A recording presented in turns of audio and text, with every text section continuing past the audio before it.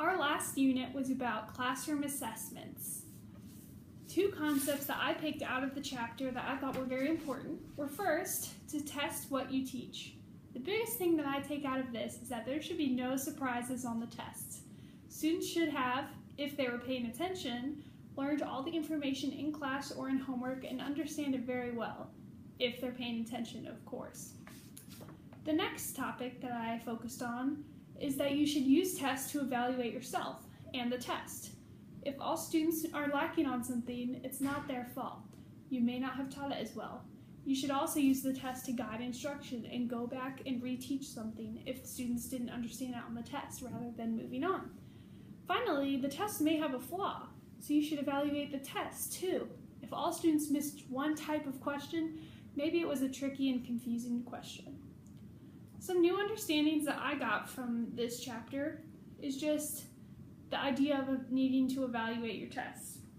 In middle school and high school, I had always thought that if I did bad on something, even after I studied hard, that was my fault.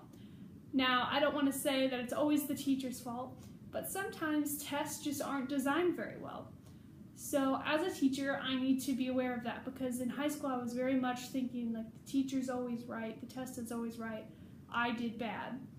And yeah, I did do bad, I did do poorly sometimes, but the test can have problems, and that's something I need to be aware of as a teacher.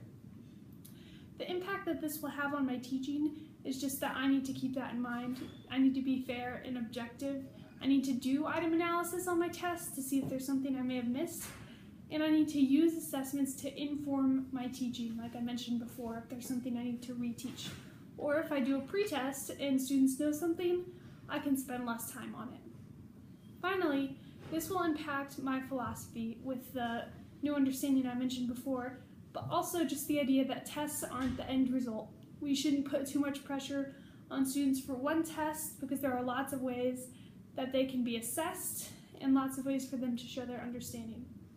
So that is what I've learned from the assessment chapter, and I've had a great time in this class. Thank you.